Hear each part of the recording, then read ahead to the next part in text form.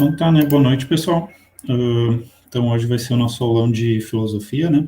Quem vai ministrar ele vai ser eu sou o Pedro e o Guilherme, né? Então, somos da equipe de filosofia do Praxis. E a gente vai tentar então fazer essa revisão, né? De alguns conteúdos que costumam cair pela perspectiva dos autores, né? Então a gente vai tentar fazer um resumo aí dos principais autores que quase em toda edição aí eles costumam aparecer, né? Então a gente fez um apanhado desses autores e vamos tentar dar uma resumida, né? É pouco tempo, né? Então vai ficar um pouco corrido, né? Não tem, né, como dar algo calmo, algo bem assim em uma hora, né? É muita coisa para uma hora. Então fica um pouco corrido, mas a gente vai tentar aí fazer uma forma resumida, né? Dando alguns conceitos chaves que pode ajudar vocês, então. Mas podem colocar dúvidas aí, tá? A gente vai, né? Vamos aí no nosso ritmo aí para dar tempo, mas vão colocando as dúvidas aí que a gente responde daí, beleza? Então vamos lá. Vou botar aqui, tela cheia. Só vou às vezes ter que cuidar, ou o Guilherme me avisa, ou vocês abram o microfone, que eu vou ficar apresentando aqui. E aí, se alguém surgir alguma dúvida aí, vocês me Pode avisem. ficar tranquilo que eu aviso, Pedro. Beleza, valeu, Guilherme. Então tá. Aí. Ficou tela cheia aí, né? Então a gente começa, pessoal, pelos filósofos então pré-socráticos, né? Que são esses dois, o Heráclito e o Parmênides. Quer dizer, eles não são os únicos pré-socráticos, mas são os dois que a gente vai ver costumam cair mais, né? Aqui acho que entrou alguém.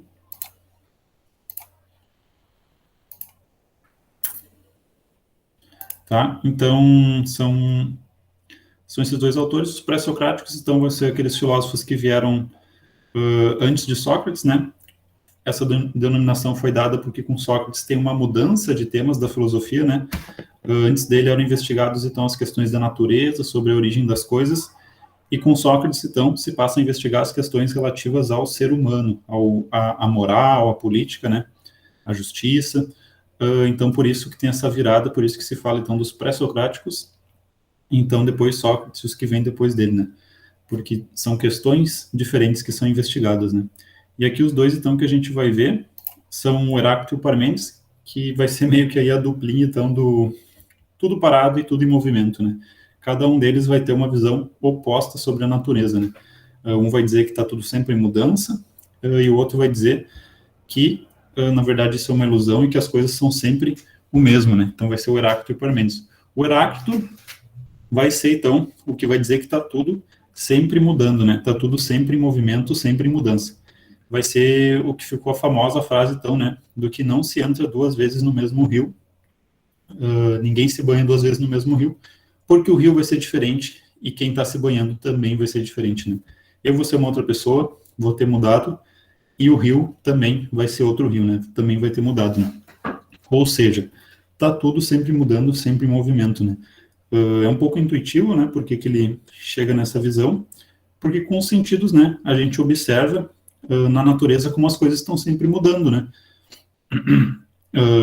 Eu um dia fui mais novo, né? Já fui um bebê, já fui uma criança.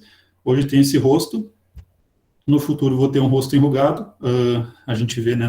As estações do ano, as folhas secas no outono, as flores na primavera, o frio, o calor. Ou seja, a natureza também se movimenta. Eu estou sempre mudando, né? Então, por conta disso, né? O Heráclito observa, então, né? E ele vai defender essa ideia, então, de que as coisas estão sempre mudando, estão sempre em movimento, né? E o Parmênides vai ser o oposto. Ele vai dizer que, na verdade, tudo é sempre o mesmo, né? É um pouco mais estranho, né? Um pouco menos intuitivo de entender por que o Parmênides vai defender essa ideia, né? Porque as coisas, de fato, parecem estar mudando, né? Mas aqui a gente pode ver, então, na filosofia, uma primeira embate entre sentidos e razão, né? Os empiristas, que são aqueles que defendem que os sentidos são mais importantes, e os racionalistas, então, que a razão, né, seria mais importante. Seria ali mais ou menos um primeiro momento. O Parmênides, então, vai dizer que é ilusório, que esse movimento que a gente observa através dos sentidos é ilusório e que, na verdade, as coisas, então, são sempre a mesma, né? Tá tudo parado, tudo é sempre o mesmo, né? Então, ele vai dizer aí essa frase bem estranha, bem complicadinha, que é o ser é e não pode não ser, né? O que significa? Esse ser, o que é o ser, seria as coisas que existem, né? Seria tudo que existe é o ser sendo, né? Digamos assim. Tudo que existe, o ser é o que existe, né? Então ele vai dizer que não tem como que o ser não ser, ou seja, né, traduzindo, não tem como que existe não existir. Como é que as coisas que existem vão não existir, né? Para elas mudarem, isso implicaria, então, que elas teriam que deixar de ser, né? Que o ser teria que deixar de existir, que o existe teria que deixar de existir. Ou seja, é contraditório para ele, né? É um pouco confuso, mas é um pouco essa a ideia dele, né? Que não tem como o ser não ser, não tem como o que existe não existir. Isso seria contraditório, né? Para dar um exemplo, ficar um pouco ilustrativo, né?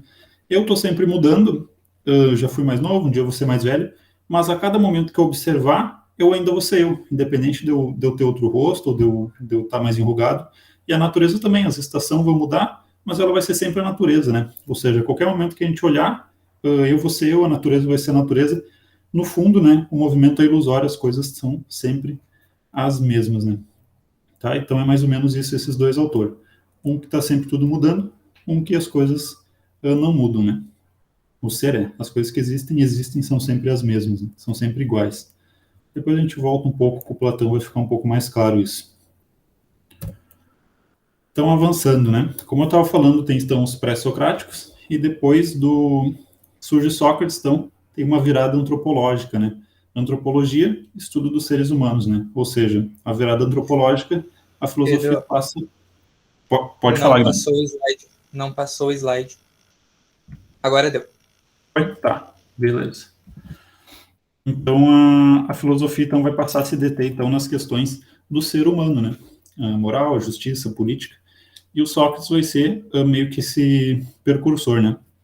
Então, só para dar um exemplo, né? Que pode ilustrar um pouco. Por exemplo, tem algumas pesquisas que mostram, né? Que uma grande quantidade de pessoas possuem preconceitos. São homofóbicas, racistas, né? Machistas, mas quando a gente pergunta, se eu perguntar aqui, provavelmente todo mundo vai dizer que não, eu não sou preconceituoso, né? Como que pode ser então, né?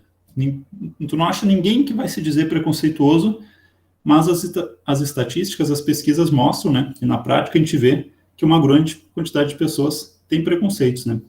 Então eu já volto nisso para esclarecer, né? Então Sócrates ele vai mostrar isso, né? Por que isso acontece? Isso acontece porque as pessoas sempre acham que sabem tudo, né?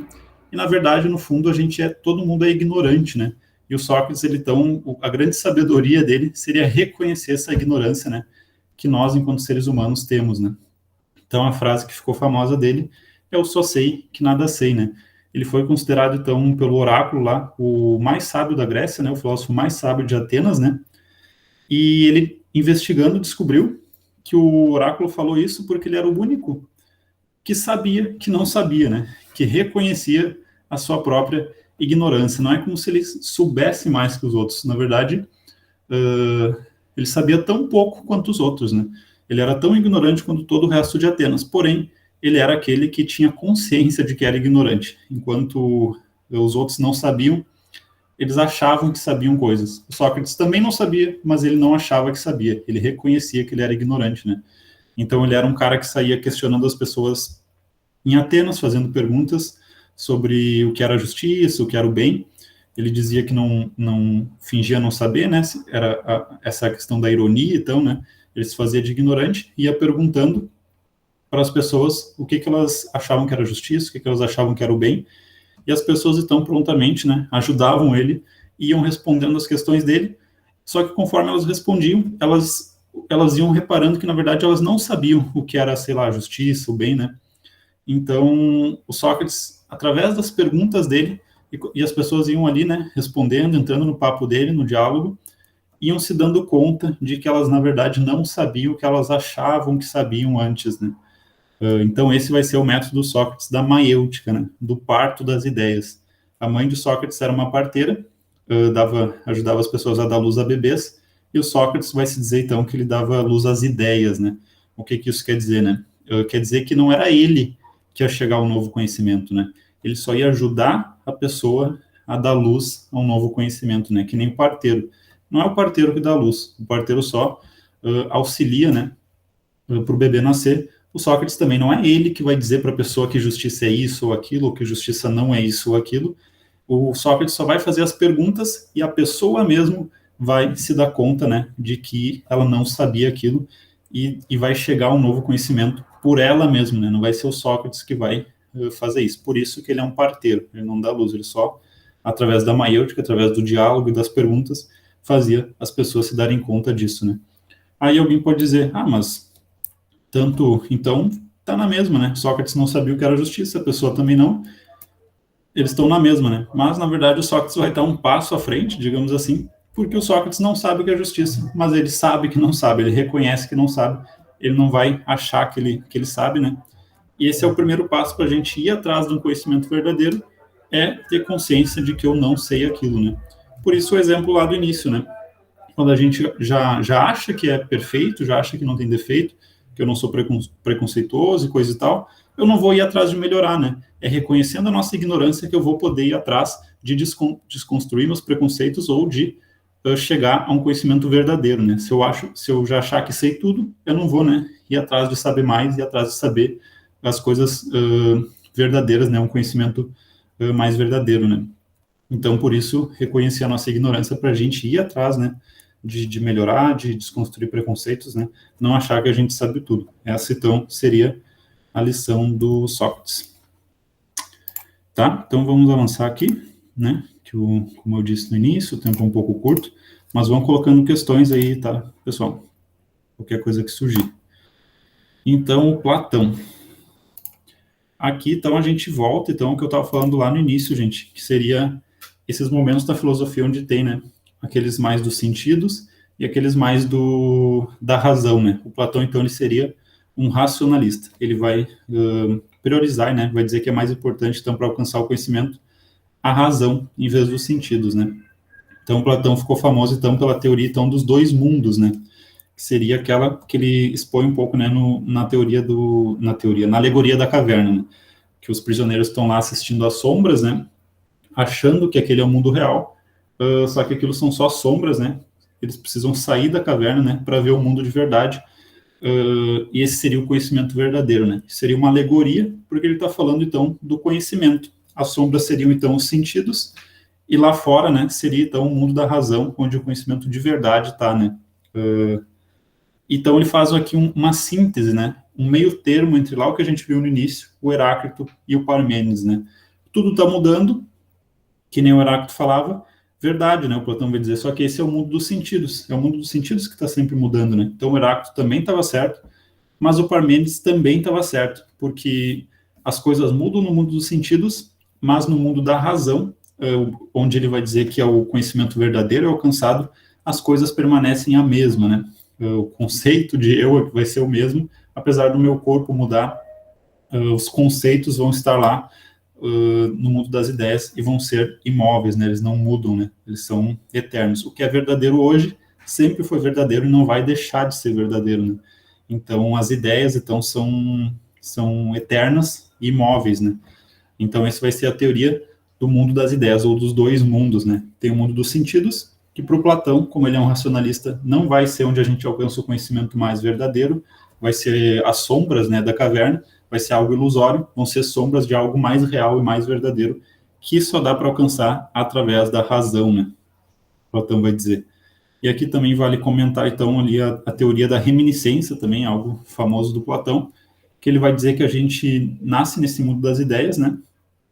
Onde a gente sabe tudo, e quando a gente entra no mundo dos sentidos, a gente esquece tudo aquilo que a gente sabia, e quando a gente passa a saber algo, tem aquele clique, né, de entender uma coisa, é como se a gente lembrasse daquilo que a gente já sabia antes no mundo das ideias, né. Então essa seria a teoria da reminiscência, né, que aprender é lembrar, né, o que a nossa alma, que nunca morre, né, porque no mundo das ideias as coisas são eternas, que a nossa alma já sabia, né.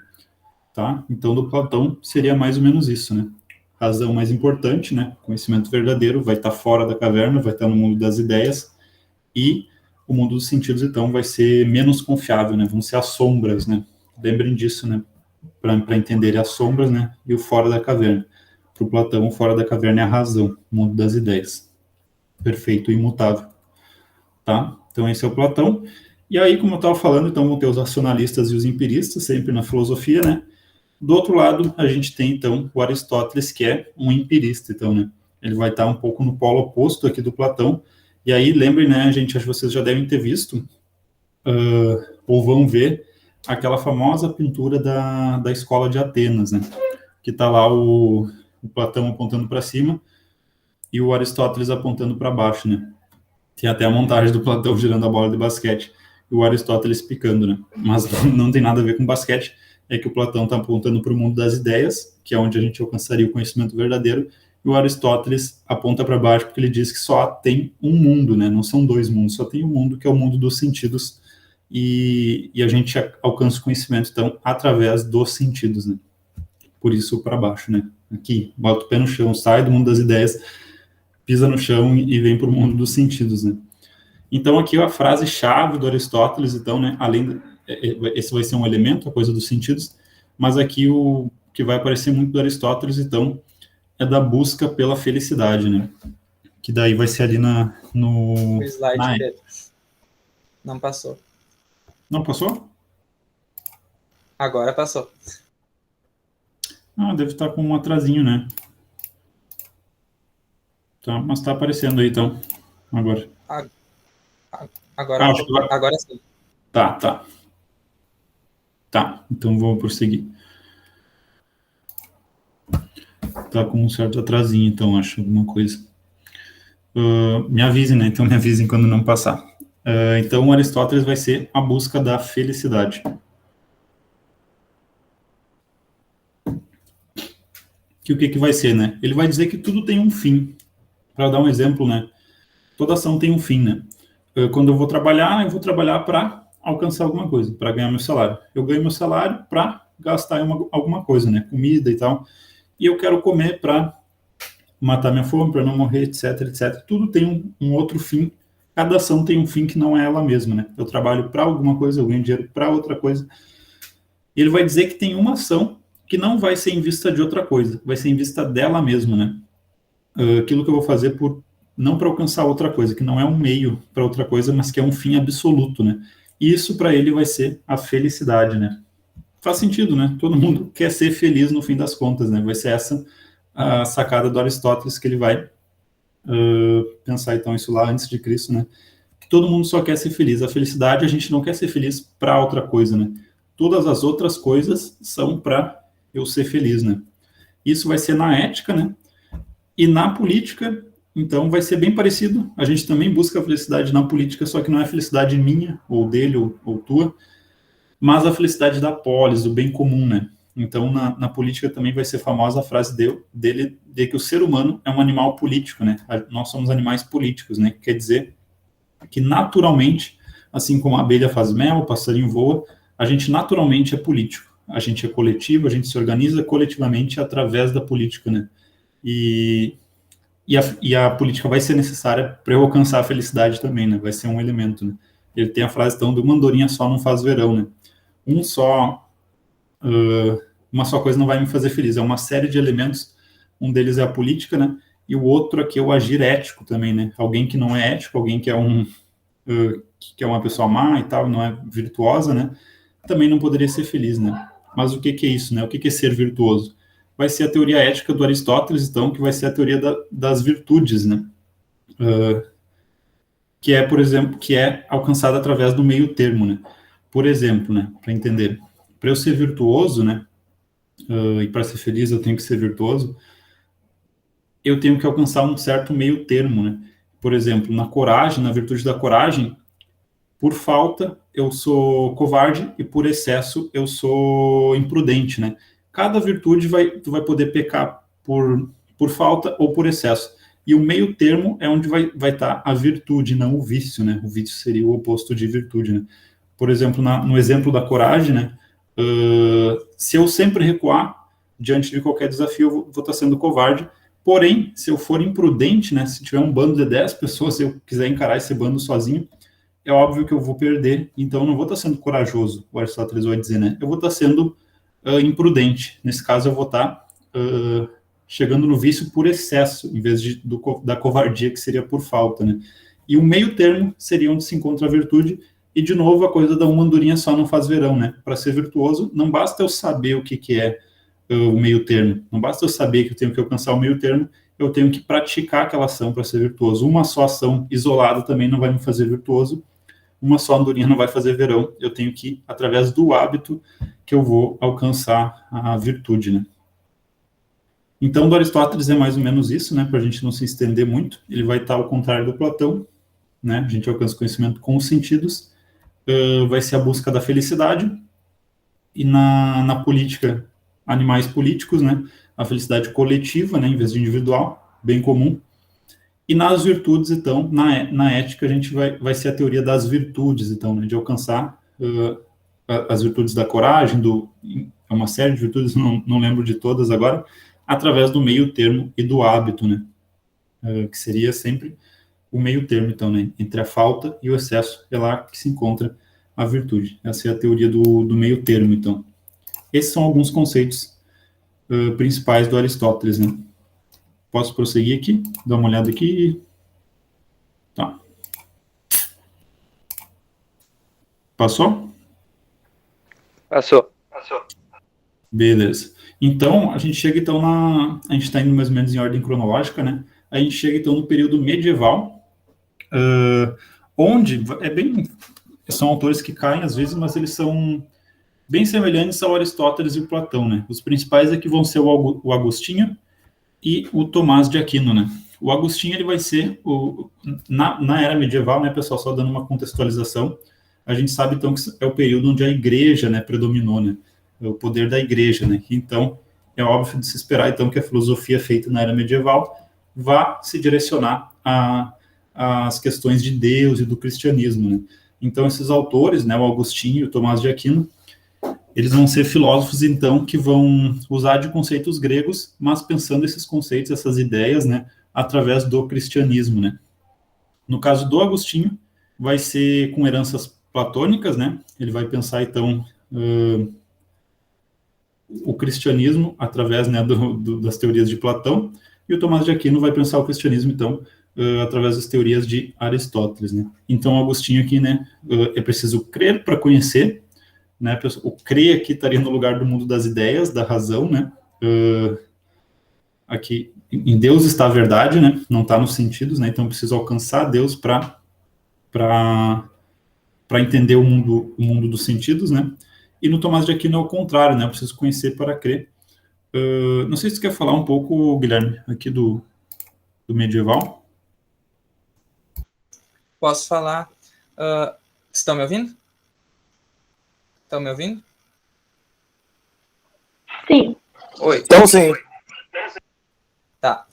Então, o Agostinho, como o Pedro já falou, ele vai...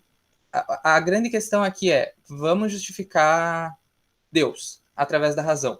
E o Agostinho vai usar Platão para justificar Deus, porque o conhecimento racional que se tinha na época era o conhecimento da filosofia.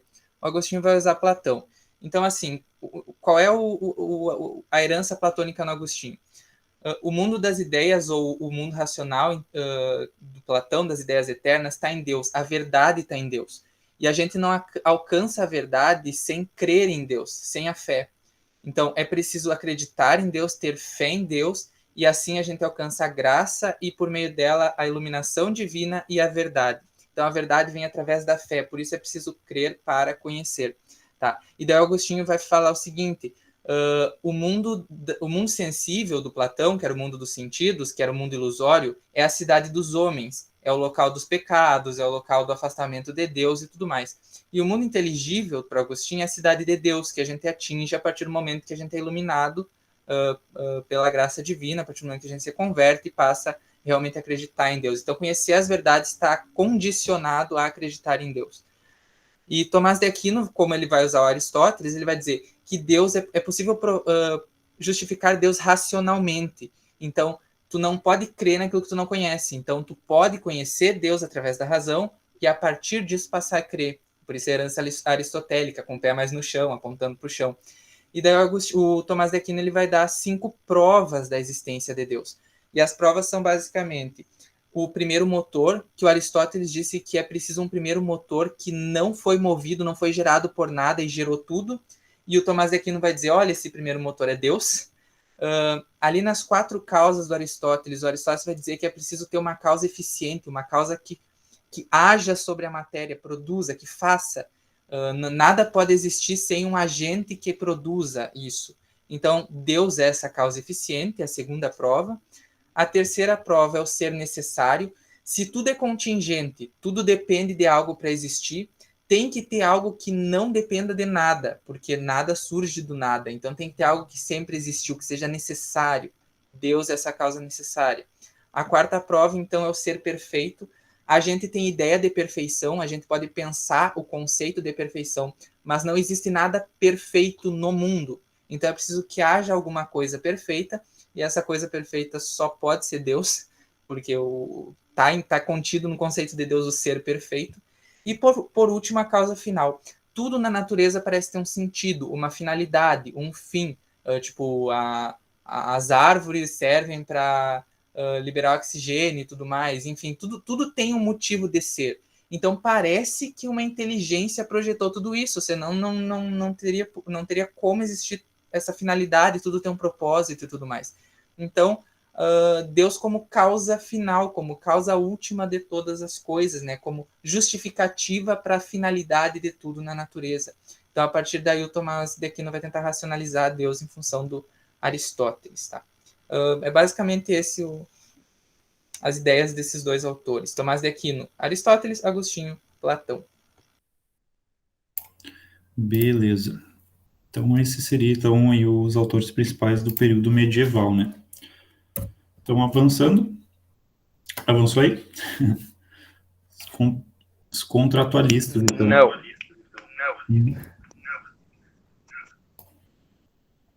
Vamos ver. Agora sim, né? Agora sim. Agora foi. Beleza. Então, a gente chega, então, nos contratualistas. Ai, agora deu uma travada aqui. Puxa, desculpa.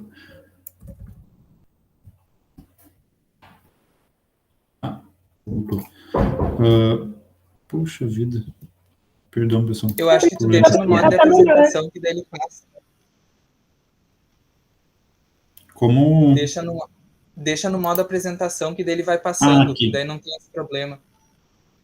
Acho que eu tinha apertado errado ali. Mas tá nos contratualistas aí? Tá, pode seguir. Tá. Então tá. Os contratualistas vão ser autores do período moderno. Então a gente sai do período medieval e eles são autores que caem bastante na área da política, né? Eles são autores que vão refletir, então, das questões políticas. Por que os contratualistas? Porque são 3 autores, né? O Locke, o Rousseau e o Hobbes, que eles vão pensar através desse conceito do contrato social, né? Eles vão dizer, então, que havia não assim um tempo histórico onde não havia um Estado, né? Mas eles vão fazer essa reflexão, esse exercício de pensamento, de pensar como seria o ser humano antes do Estado, antes da sociedade, e que o Estado, a sociedade, surgiria através de uma espécie de um pacto, de um contrato, né? Então, por isso os contratualistas, né, do contrato social que daria a origem ao Estado, né?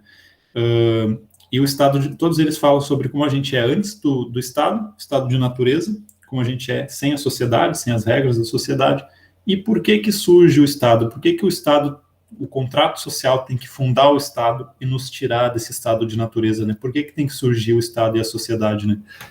E aí vão ser 3 perspectivas, né? Então vai ter o Hobbes, que ele vai falar, então, do homem, que o homem é o lobo do homem, né? Essa frase é bem famosa, né? E ela quer dizer, então, ela diz sobre...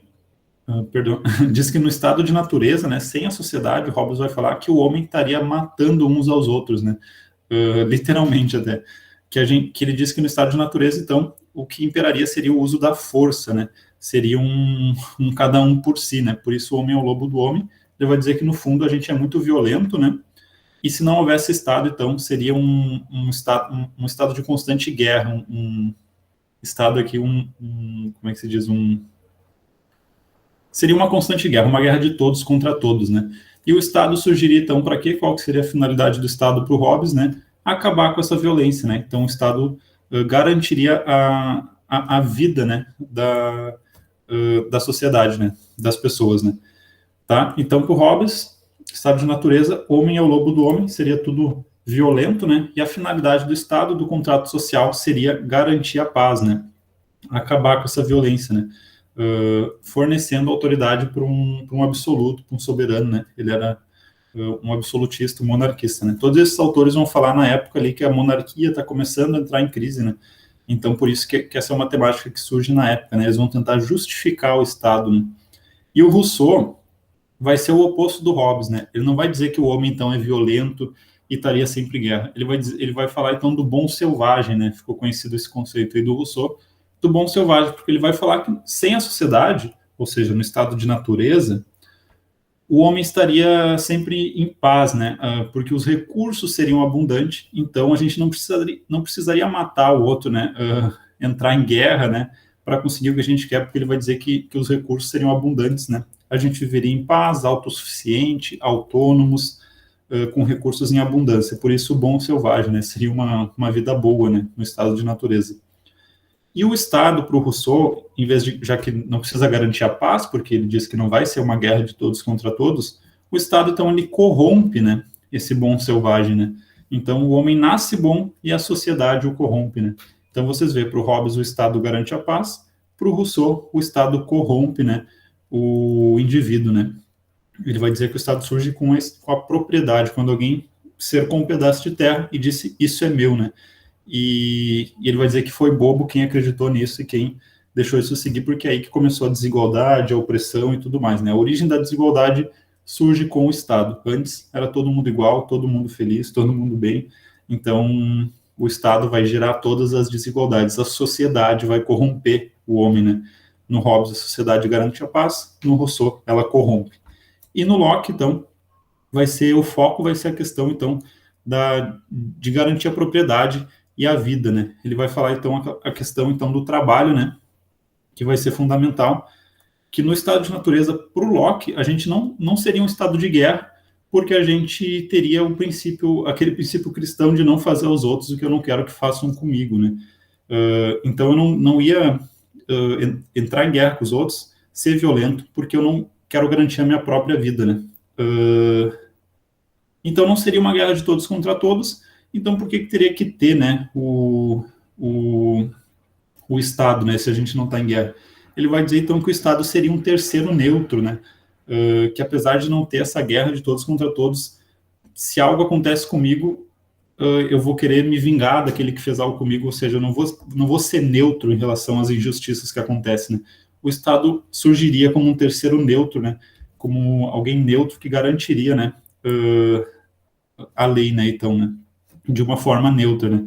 E o foco aqui do Locke, para vocês pegar, assim, o que é o dele, seria isso, né, que o Estado, então, ele garante a propriedade, né, que seria tanto propriedade no sentido da minha própria vida, quanto fruto do meu trabalho, né. Para ele, tudo que eu empenhei no meu trabalho, uma maçã, quando ela nasce, ela não é de ninguém, mas se eu plantei a árvore da maçã, então ela passa a ser minha, né. E o Estado, então, seria esse terceiro neutro que garantiria, né, que eu vou ter esses frutos do meu trabalho, que eles vão ser meu e que ninguém vai me tomar, né. Tá? Então, isso seria mais ou menos aí um resumo dos contratualistas, né? Vão ser esses autores que vão falar, então, do contrato social, do surgimento do Estado, e por que ele surge, né? Para um é para garantir a paz, para o Hobbes, para o Rousseau, ele corrompe o homem, né? Gera desigualdade, e para o Locke, então, ele vai garantir a propriedade, né? Beleza? Vou avançar, então. E a gente chega, então, no Maquiavel, que é a famosa frase aí dos fins justificam os meios. Que é o quê, né? Aí a gente começa, então, a ter essa política que a gente vê hoje em dia, né? Quando a gente fala em política, muitas vezes a gente associa a briga por poder. Então, o Maquiavel ele vai refletir sobre a política um pouco nesse sentido, né? Ele vai dizer que os fins para manter o poder e para chegar ao poder, os meios, quer dizer, perdão, para chegar ao poder e para manter o poder vão ser justificados por esse fim de administrar, de se manter no poder, de chegar ao poder, né? Acho que está um pouco confuso, né? Mas o que o Maquiavel quer dizer, né? Ele escreveu um livro ensinando os príncipes, o livro é O Príncipe, ele na época ensinava príncipes e governantes a administrarem o poder, né? E antes de Maquiavel se tinha uma visão de que o príncipe deveria ser alguém virtuoso, alguém moral, que não mente, que não... Lá um pouco aquela coisa do Aristóteles, né? Alguém corajoso, que não mente. E o Maquiavel, então, ele vai começar a falar na política, não mais em termos de moral, mas em termos de administrar, de manter se manter no poder, né? E administrar uma cidade, um reino, né? E para isso, às vezes, ele vai dizer que a gente tem que mentir. Mas não tem problema, porque o mentir seriam os meios, né? São justificados, então, pelo um bem maior, então, que seria o de se manter no poder e administrar uma cidade, né? Então, esses fins justificariam ações imorais, como mentir, como usar da violência, até ele vai dizer, né? É um pouco uma política mais feia, né? Não é muito bonitinho, mas ele vai começar a falar, então, da política como ela é, não como ela deveria ser. Talvez devesse ser mais bonitinho, não devesse ter violência, não devesse ter mentira, mas ele diz que na prática não é assim, então ele descreve, em vez de pensar em como ela deveria ser. E na prática, né, as pessoas mentem, né, não são morais e perfeitas, então ele vai dizer que os fins justificam os meios, né, essas ações imorais são justificadas pela essa questão do poder, né. E um conceito aqui, só antes da gente avançar, esse conceito da virtude, né, que não seria virtude, né, seria virtude mesmo, que seria essa habilidade do governante, né, de administrar e de saber lidar com esse outro conceito da fortuna, que é fortuna no sentido daquilo que está fora do controle. Uma geada, uma seca que ocorra, o governante vai ter que ter essa virtude, essa habilidade de se manter no poder e de lidar com esses elementos que fogem do controle dele, né, que seriam a fortuna, o incontrolável, né. E a virtude, então, seria essa habilidade dele, né, de saber os meios necessários para administrar, para se manter no poder e para usar essas coisas que fogem do controle ao seu favor, né? Tá? Então, Maquiavel, por isso que falam que as pessoas são maquiavélicas, né? Ele era um pouco... a teoria política dele, né? Descreve a política dessa maneira não tão bonita, né? Tá? Então, é isso, né? Essa é a frase-chave, os fins justificam os meios. Avançando, então, a gente chega em Descartes, né? Que então a gente volta lá naquela questão, né, pessoal, do racionalismo e do empirismo. O Descartes, então, de novo, como Platão e como Parmênides, ele vai estar, então, no lado do racionalismo, né? Penso, logo existo, é a frase-chave dele, né? E isso vai ocorrer, então, com o método da dúvida radical, né? Ele vai começar a colocar tudo em dúvida para chegar a um conhecimento verdadeiro. E quando a gente coloca tudo em dúvida, a única coisa que não pode ser colocada em dúvida vai ser o fato de que eu existo. Porque só o fato de eu estar duvidando das coisas significa que tem alguém pensando. Se eu penso, eu existo, né? Tudo que está à minha volta eu posso questionar, ele demonstra que nossos sentidos podem ser enganosos, as coisas, que nem o Platão dizia, né? Podem ser enganosas essas coisas que a gente vê que os nossos sentidos são erradas, mas tem uma certeza, uma coisa que não importa, o argumento que tu usar para duvidar é de que eu existo. Só o fato de eu pensar, se eu penso alguma coisa, né, tem que ter alguém pensando, então isso significa que eu existo, né. Tá? Então esse seria um resumo do Descartes. Não vou me estender muito aqui, porque ainda tem bastante autores para a gente ver, tá? Então só lembrem desse penso logo existo, né, para ele o pensamento é algo bem importante, né. E aí, do outro lado, então, nós temos o Hume, que ele vai priorizar a questão dos sentidos, né? Por exemplo, quando ele usa esse exemplo, né, da bola de sinuca, né? Quando uma bola bate na outra, a gente espera que vai mover a outra bola, né?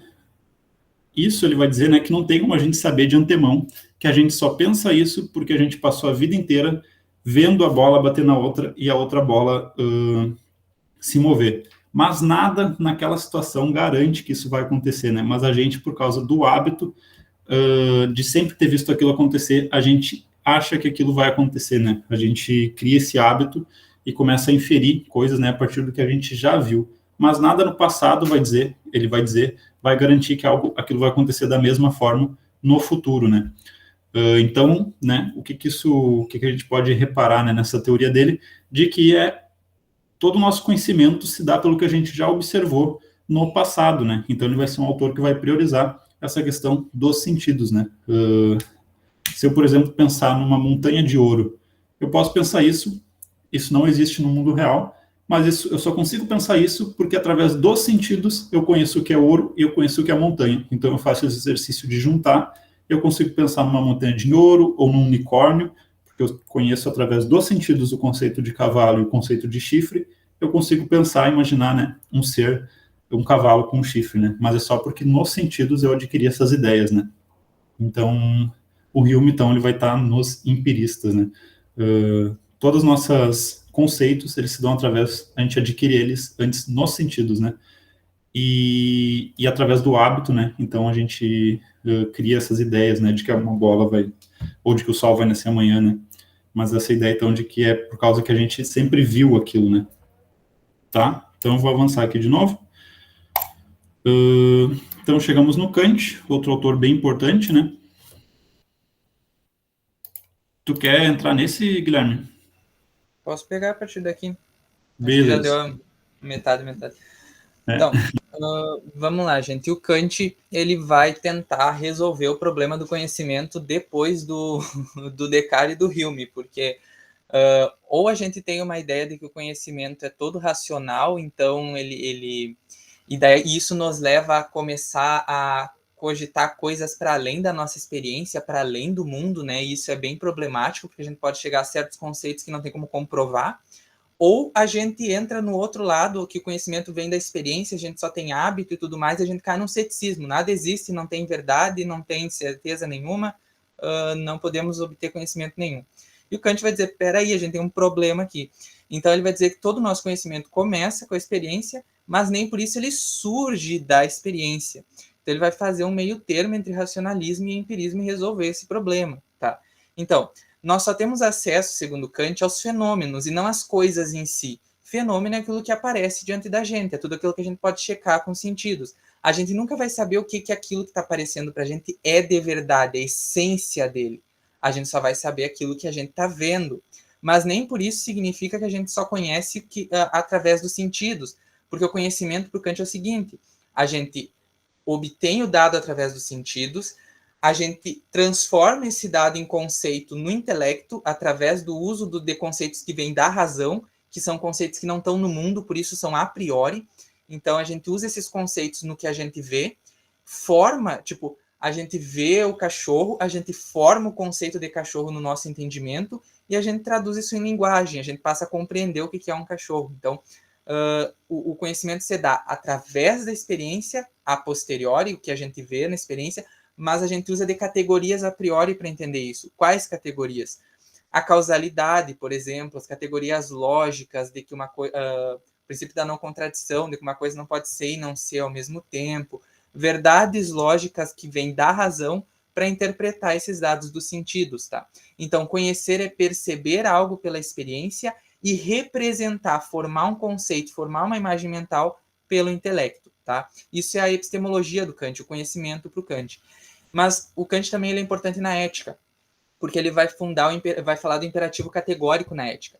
Os fundamentos da moralidade para o Kant não tá em Deus, não tá nas virtudes, não tá nas leis externas. A moral e a ética está fundada em mim, na minha razão. Como? A minha razão me fornece deveres com os quais eu não posso, dos quais eu não posso agir contra.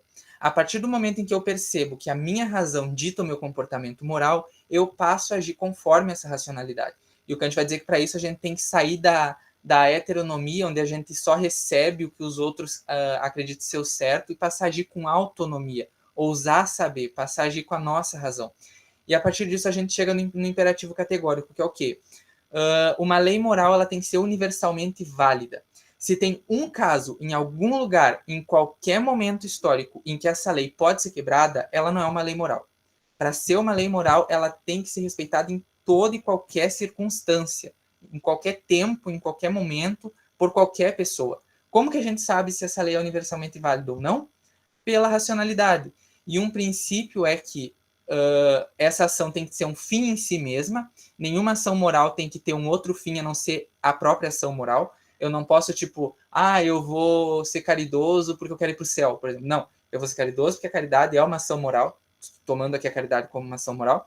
Então, ela tem que ser um fim em si mesma.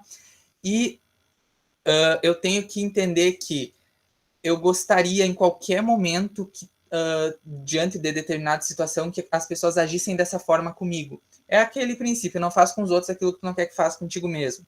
Então, esses dois princípios, ser um fim em si mesmo e querer que façam isso naquela situação, querer que apliquem esse conceito a mim, essa ação a mim, faz com que eu saiba se uma ação é universalmente válida, logo moral, logo devo seguir. Porque a partir do momento que eu estabeleço essa ação moral, ela passa a ser um dever. Imposto por quem? Pela minha família, pelo Estado, pela lei, por Deus? Não. Pela minha racionalidade. A ética está fundada, então, nessa noção de dever fornecida pela racionalidade. Pode passar, Pedro. Depois, eu estou correndo porque a gente já está meio... Qualquer coisa me interrompe. A gente tem Hegel. O Hegel, ele vai falar da dialética, a ideia da tese, antítese e síntese. O Hegel vai dizer o seguinte, olha, o racional dita o real. São as nossas ideias que vão ditar como é a realidade. E as nossas ideias, e por isso a própria realidade, funcionam de uma forma dialética, na história. É um movimento da razão na história que dá o desenvolver do homem, tá? do ser humano. E como que se dá esse desenvolvimento da razão na história? A partir de tese, antítese e síntese. Há uma ideia geral, seguida pela população, há um consenso dessa ideia, e daí, a partir disso, surge uma contradição, uma antítese a essa ideia, uma negação dessa ideia, e desse confronto da tese, a ideia que a gente tem, com a antítese, a ideia que surge, vai surgir uma síntese. E essa síntese, que é a mistura do que a gente tinha com o que surgiu, vai se tornar uma nova tese, uma nova forma de agir, uma nova forma de pensar que vai ditar a realidade. E ela vai durar até o momento que vai surgir uma nova antítese, vai entrar em contraposição e assim sucessivamente. Então, a realidade, primeiro ela muda na ideia, primeiro ela muda no pensamento, por isso Hegel é um idealista, e depois de mudar, é um confronto entre ideias, e esse confronto entre ideias vai fundar a realidade como a gente conhece. E o objetivo da razão nesse movimento, tese, antítese e síntese, é chegar no absoluto. O absoluto é o conhecimento verdadeiro, o conhecimento da totalidade, e esse conhecimento só se dá a partir do momento em que a dialética ocorreu na história e a gente compreendeu essas oposições na história, entendeu como se deu esse movimento, como se deu essas transformações, qual era a ideia que tinha, por que a ideia contrária a ela ganhou força, e como surgiu esse movimento de gerar uma nova síntese, uma nova ideia. E esse papel de reconhecer esse movimento é da filosofia, analisar o movimento das ideias para compreender o mundo. Tá? E esse movimento é dialético, portanto. Então, Hegel, tese, antítese, síntese. E aí a gente tem o Marx. O Marx, ele vai estudar Hegel e ele vai dizer o seguinte, que o Hegel, a teoria do Hegel está de cabeça para baixo, a gente tem que inverter. Então ele concorda com a dialética, ele concorda com esse movimento, ele concorda com a ideia do desenvolvimento se dar na história, mas, para o Marx, a coisa não começa na ideia, a coisa começa na realidade. Então, é preciso transformar a realidade para mudar as ideias. É preciso compreender a realidade, como ela se dá, porque é nas relações sociais que vão ser... que as relações sociais vão dar a estrutura para as ideias, que o Marx vai chamar de superestrutura. Então, primeiro a gente muda o mundo, a prática, para depois transformar as ideias. Tá? Então, é a realidade material que define as ideias. Essas ideias, geralmente as ideias que dominam um determinado tempo histórico são da classe social dominante, de quem tem o poder na sociedade. Então, é preciso inverter, tirar o poder de determinada classe e entregar para a classe oprimida tomar esse poder, e daí ocorrer essa mudança, tá? Então começa na realidade. Pode avançar, Pedro. E daí a gente tem Sartre. O Sartre, ele vai fundar o existencialismo, então ele vai dizer o seguinte: nós somos condenados a ser livres. Por quê? Porque não tem nada que nos defina. Não tem essa história de essência, do que não muda, daquilo que nós somos por nós mesmos e tudo mais. Não. Primeiro a gente existe, a gente cai no mundo sem propósito nenhum, sem fundamento nenhum, sem essência nenhuma, nada nos definindo. E a partir disso a gente se percebe livre. Livre para quê? Para escolher e para formular, para construir a nossa essência, tá? Então, a existência precede a essência, a gente constrói a nossa essência existindo e fazendo escolhas. E quando a gente percebe isso, Sartre vai dizer que a gente não suporta isso. Porque a gente não suporta ser responsável pela nossa própria condição. A gente não suporta ser responsável pelas escolhas e pelos resultados dessas escolhas. Então, a gente passa a agir com uma fé, que é atribuir as nossas escolhas e o que deu errado na nossa vida a outrem, a fatores externos, e negar essa liberdade. Só que essa liberdade não pode ser negada, porque nós estamos condenados a ser livres, condenados a escolher e condenados a nos definir. Então, nós não nascemos definidos por nada, a gente se define na existência, tá? Essa é a tese do existencialismo do Sartre. Depois a gente tem a Simone de Beauvoir, que vai vir nessa esteira do existencialismo e aplicar isso para uma teoria feminista. Então, se não há essência, não há masculino e feminino. O masculino e o feminino é definido na prática, na existência. Só que, como durante toda a história foram os homens quem definiram, né, a filosofia se deu majoritariamente por seres humanos, por homens, aliás, quem pensou o ser humano foi majoritariamente homens. Então, o homem definiu o que é o homem e o que é a mulher. E o homem tomou o ser homem como eu, como a essência, como o sujeito, e a mulher como o outro, o que precisa ser...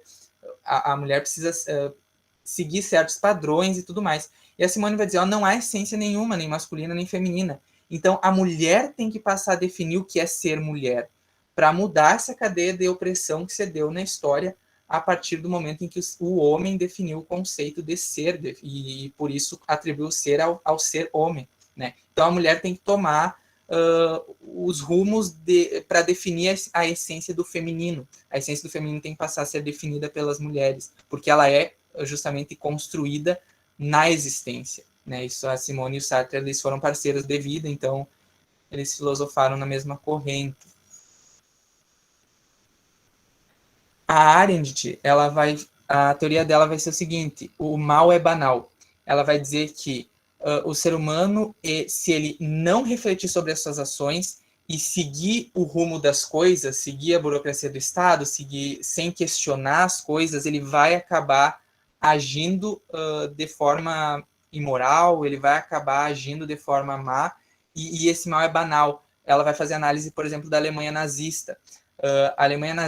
O nazismo só foi possível porque os seres humanos eles não tomaram uma postura crítica diante daquilo que estava acontecendo, eles foram seguindo o fluxo inteiro. Então a gente tem que estar sempre refletindo sobre as nossas ações, sobre a sociedade como um todo, para não pender para esse lado, para não pender para a violência e para os totalitarismos que a gente viu durante o século XX, com o nazismo e tudo mais.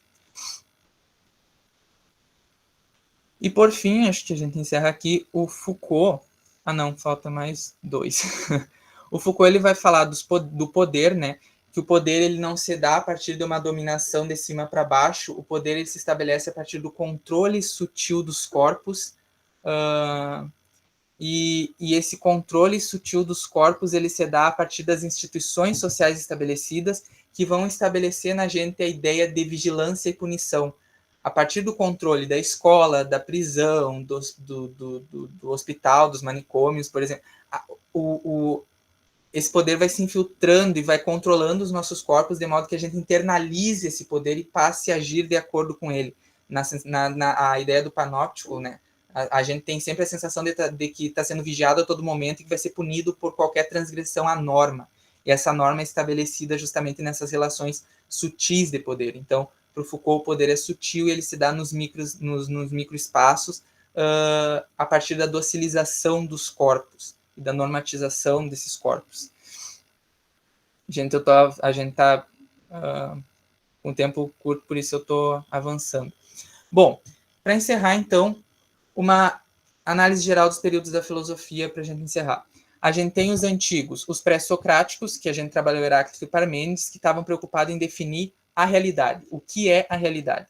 A gente tem uma virada a partir do Sócrates, onde a filosofia sai da ideia de o que é realidade e passa para a ideia de o que é o ser humano, o que é o agir político, ético, moral. E a gente tem o período clássico, que é com Sócrates, Platão e Aristóteles. A gente entra na Idade Média, então, o problema sai do ser humano e passa a ser o que é Deus, como justificar Deus. E daí a gente tem o Agostinho na Patrística, que vem de uma herança platônica, e o Tomás de Aquino na Escolástica, que vem de uma herança aristotélica para justificar Deus. Entrando nos modernos, a gente vai ter que, primeiro, justificar o Estado que estava se desenvolvendo, ali o capitalismo estava se desenvolvendo, o Estado burguês estava surgindo, então a gente tem que justificar esse Estado com os contratualistas, o Hobbes, o Rousseau e o Locke. A gente tem que justificar o conhecimento, porque Deus não justifica mais, a verdade não está mais em Deus, então a gente tem que justificar o conhecimento. A gente tem o racionalismo com o Descartes, por exemplo, que o conhecimento é racional. A gente tem o empirismo com o Hume, o conhecimento é sensível, tá? E a gente tem o Kant, que vai resolver o problema através do criticismo, fazer uma crítica tanto do racionalismo quanto do empirismo e chegar a uma síntese. E, falando em síntese, o Hegel, o conhecimento se dá através de tese, antítese e síntese, desse movimento de ideia, negação da ideia, formulação de uma nova ideia. E entrando nos contemporâneos, a gente tem o Marx, porque a partir dos contemporâneos todas essas ideias construídas na modernidade vão começar a ser questionadas. Então a gente tem o Marx, que vai inverter Hegel e vai dizer que a gente primeiro tem que olhar para a prática, né? A gente tem o existencialismo, que vai subverter essa ideia de essência, a gente existe, a gente não está definido, a gente se define existindo.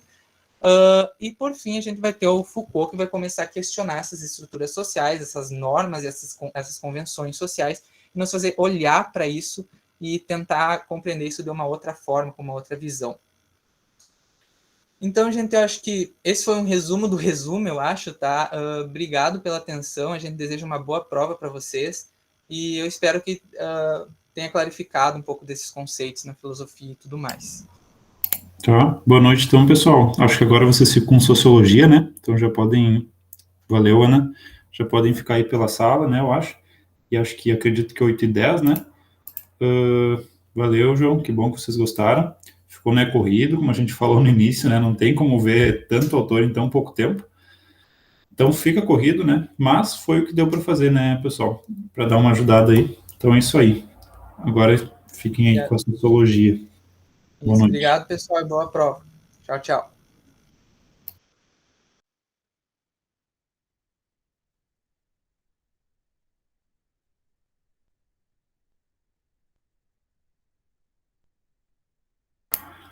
O Lucas, tu tá aí?